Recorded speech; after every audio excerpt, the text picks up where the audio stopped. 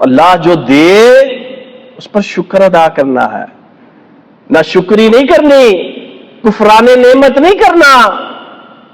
مر گئے، کچھ نہیں ہے، برا حال ہے، مہنگائی نے کمر توڑ دی ہے، کھانے کو کچھ نہیں ہے، وہ گھر بھرے ہوئے ہیں گندم سے، لباس کے۔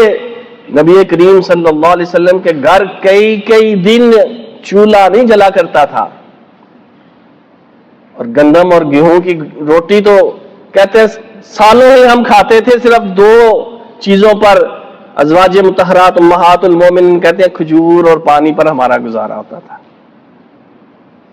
اور آپ صلی اللہ علیہ وسلم کے کپڑے بھی ایسے نہیں تھے کہ ایک پہن لیا، ایک دھو لیا، دوسرا تیسرا چوتھا نہیں، تہ کر کے کوئی رکھا ہی نہیں گیا ہو۔ وہ گھر بھی اتنا کہ کھڑے ہو کے چھت کو ہاتھ لگتا ہے۔ نماز پڑھتے ہیں سجدے والی جگہ پر، اما عائشہ رضی اللہ عنہا کے پاؤں آتے ہیں، ہاتھ لگاتے ہیں، وہ پاؤں پیچھے کرتی ہیں تو پھر آپ صلی اللہ علیہ وسلم سجدہ کرتے ہیں۔ سرکار دو عالم سید ولد آدم، ہمارے پاس اتنا مال ہے، ان کے مقابلے میں ہم دیکھیں نا، ہم کہتے ہیں کچھ نہیں ہے، گزارا ہی نہیں ہوتا، کیسے گزارا کریں، نہیں ہو رہا، نہ شکریہ۔ تو پھر اللہ تعالیٰ نے بھی اس کا بتا دیا تھا کہ اگر شکر کرو گے لَأَزِيدَنَّكُمْ، اللہ زیادہ دے گا۔ تم شکر نہیں کرو گے تو پھر ایسے ہی رہو گے، بلکہ اور تنگ دست ہوتے جاؤ گے، اس کا عذاب اور آتا چلا جائے گا۔